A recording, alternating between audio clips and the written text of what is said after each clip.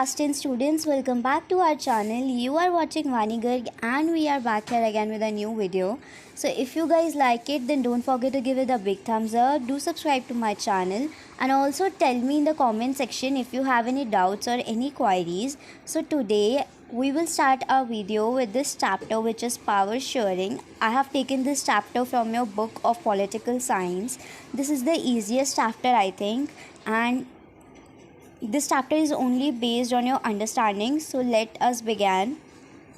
So power sharing, what is power sharing? First of all, power sharing का idea democracy से linked है. Y? Because democracy के अंदर ऐसी बहुत सारी चीज़ें हैं जिसके अंदर पावर को बांट रखा है, पावर को डिस्ट्रीब्यूट कर रखा है, या फिर यू कैन से कि पावर शेयर हुई है. So in this chapter we will talk about two countries which is Belgium and Sri Lanka.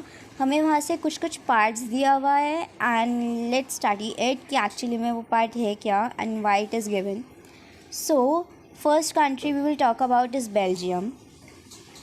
Belgium is a small country in Western Europe, has borders with France. Okay, तो ये जो country है ये बहुत छोटू सी country है western Europe के अंदर बचा, एंड ये अपने बॉर्डर शेयर करती है with France, Netherlands, Germany and Luxembourg. This is the important part. You should know the countries जिसके साथ ये अपने बॉर्डर शेयर करती है. Next is the area. So इसका जो एरिया है that is equal to the area of Indian state Haryana.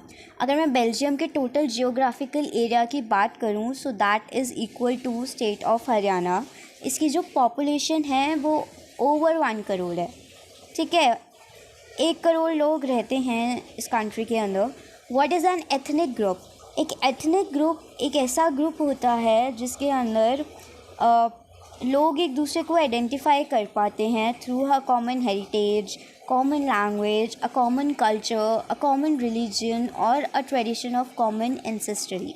सो बच्चा, एथनिक ग्रुप शॉर्ट वर्ड्स में मैं बोलूँ तो लोगों का एक ऐसा ग्रुप जिसके मेंबर्स एक दूसरे को आइडेंटिफाई करते हैं जब उनके पास कॉमन हेरिटेज होता है, कॉमन लैंग्वेज होता है, कॉमन कल्चर होता है, या फिर कॉमन रिलीजन होता है, या फिर जो उनके पूर्वजों के टाइम से चली हुई आती हुई सारे रिचुअल्स और ट्रेडिशन होते हैं. अगर उनके पास ये भी चीज़ें कॉमन होती हैं then they form a ethnic group. Okay, so let us talk about Belgium. 59% lives in the Flemish region and speaks Dutch language. Another 40% people live in the Wallonia region and speak French. Remaining 1% of the Belgians speak German. Okay, so बचा Belgium country है and Belgium का ये छोटू सा map यहाँ पे given है as you can see. So Belgium को 3 पार्ट्स में डिवाइड कर रखा है. पहला पार्ट है फ्लेमिश रीजन, सेकेंड है ब्रूसल्स रीजन एंड थर्ड है वेलॉन रीजन. ब्रूसल्स बेल्जियम की कैपिटल है and this is the most important word, you have to learn it. Okay, so Brussels is the capital of Belgium. ये exam में काफ़ी बार आ जाता है. सो Flemish region में 59% जो लोग हैं वो डच लैंग्वेज बोलते हैं. जो 40% लोग हैं जो वेलोनिया रीजन में रहते हैं सबसे नीचे वाले पार्ट में, वो फ्रेंच बोलते हैं. एंड जो 1% लोग बचे हैं ब्रूसल्स के अंदर या फिर बोलो बेल्जियन के अंदर, जो 1% इन लोग बचे हैं वो जर्मन लैंग्वेज बोलते हैं. ठीक है, एंड ब्रूसल्स के अंदर जो है सिटी कैपिटल सिटी के ब्रूसल्स के अंदर 80% लोग फ्रेंच बोलते हैं while 20% are Dutch speaking. Okay, you have to learn कि कितने परसेंट लोग फ्लेमिश रीजन में रह के कितनी कौन सी लैंग्वेज बोलते हैं, जो वेलोनिया रीजन में है वो कौन सी लैंग्वेज बोलते हैं, एंड जो रिमेनिंग लोग हैं वो कौन सी लैंग्वेज बोलते हैं. ब्रूसल्स के अंदर कितने लोग फ्रेंच बोलते हैं एंड कितने लोग डच स्पीकिंग बोलते हैं, you have to learn this. Okay बच्चा, सो हम बात करेंगे कि बेल्जियम की प्रॉब्लम क्या थी. यहाँ पे हम एक प्रॉब्लम के बारे में दे रखा है बेल्जियम एंड श्रीलंका दोनों की. तो पहले बेल्जियम की देख लेते हैं कि इसकी प्रॉब्लम क्या थी.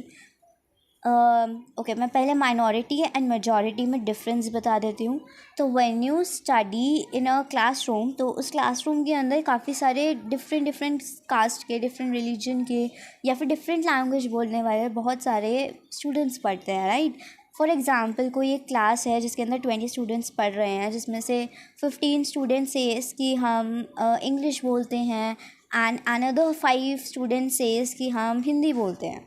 राइट तो जो सबसे ज़्यादा अमाउंट में है इंग्लिश स्पीकिंग वाले, because they are 15 out of 20, so they are the majority community. And जो लोग कम नंबर में हैं एंड डिफरेंट कम्युनिटी से बिलोंग करते हैं, हिंदी स्पीकिंग कम्युनिटी से बिलोंग करते हैं, तो वो लोग हो गए माइनॉरिटी वाले लोग। ठीक है, तो first point is the minority French speaking community was relatively rich and powerful. अगर मैं बेल्जियम के केस की बात करूँ बच्चा, तो हमने अभी देखा कि जो 59% लोग हैं बेल्जियम के अंदर, जो फ्लेमिश रीजन में रहते हैं, वो डच लैंग्वेज बोलते हैं। एंड अगर मैं बात करूँ फ्रेंच स्पीकर्स की, तो वो 40% लोग हैं जो वेलोनिया रीजन में रहते हैं, राइट, एंड वो फ्रेंच बोलते हैं। तो इधर मेजॉरिटी किसकी होगी? जो ज़्यादा बोलते हैं, and that are in majority, and जो कम नंबर में है that is in the minority. So Dutch speaking वाले 59% है, तो वो मेजॉरिटी है, एंड जो हमारी फ्रेंच है वो 40% है, तो वो माइनॉरिटी में है। अब यहाँ पे बोला है कि जो फ्रेंच स्पीकिंग कम्युनिटी है वो ज़्यादा रिच और पावरफुल है as compare to our Dutch community. This was resented by the Dutch speaking community who got the benefit of economic development and education much later। ठीक है, जो डच स्पीकिंग कम्युनिटी है इसको इकोनॉमिक डेवलपमेंट के benefits और education के ज़रा थोड़ी देर से मिले। This leads to the tension between the Dutch speaking and French speaking community during the 1950s and 1960s।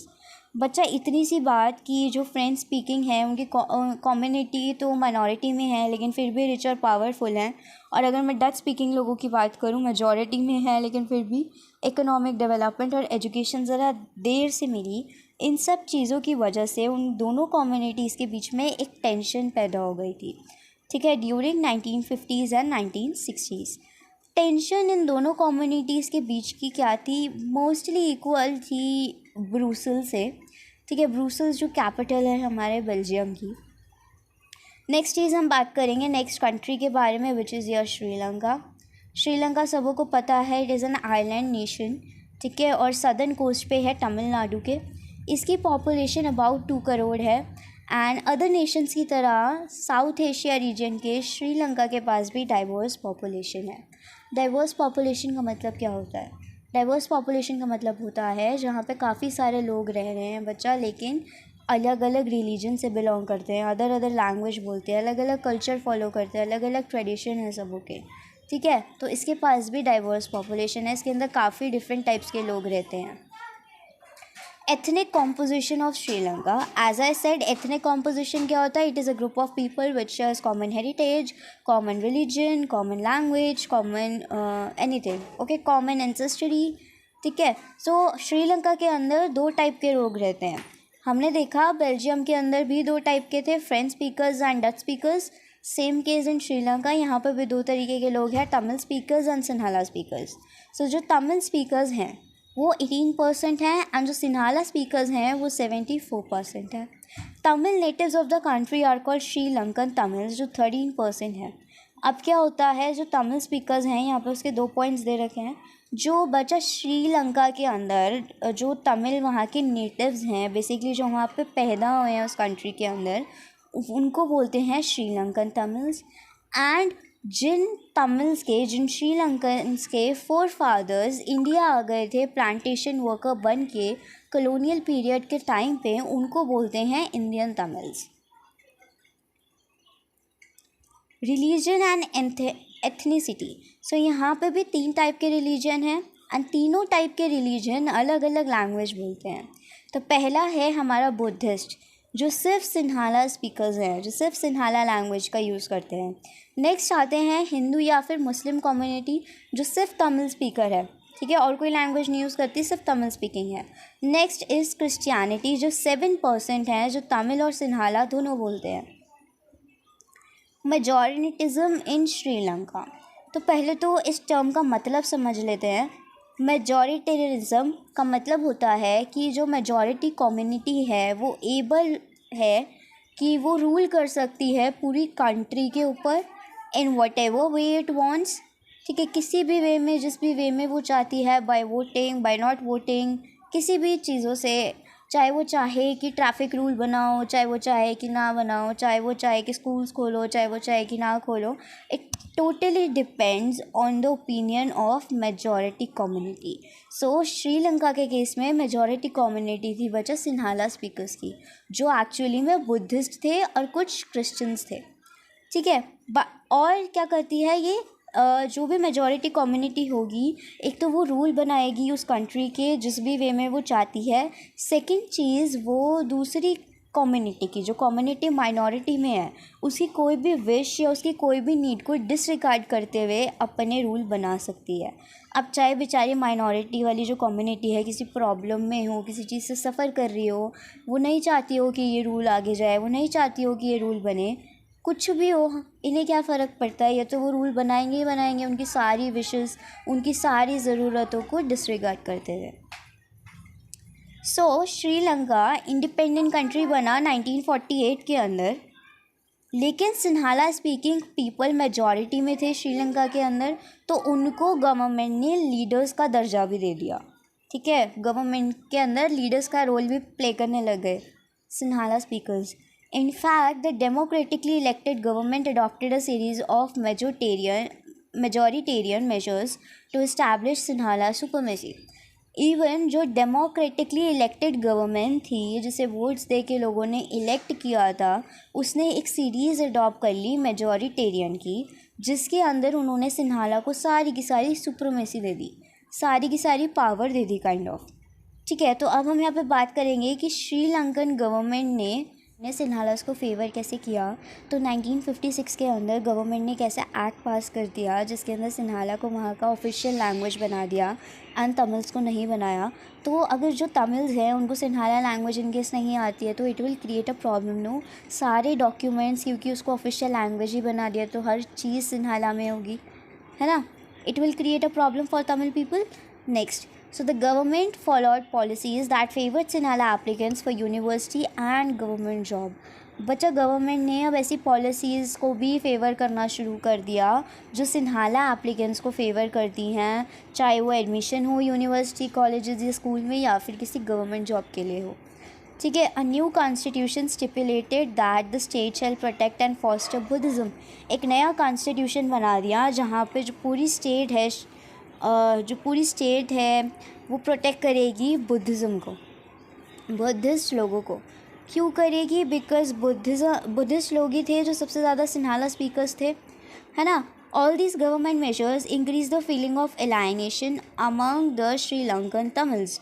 अब इन सारे मेजर्स की वजह से जो ये गवर्नमेंट कर रही थी, सिन्हाला को ऑफिशियल लैंग्वेज बनाना, उनकी पॉलिसीज़ को फेवर करना, नया कॉन्स्टिट्यूशन बनाना, इन सब की वजह से जो माइनॉरिटी वाले लोग थे अब उनके अंदर एक फ़ीलिंग हो गई एलियनेशन वाली, मतलब एक काइंड ऑफ दुश्मनी वाली फीलिंग आ गई उनके अंदर फॉर द श्रीलंकन तमिल्स।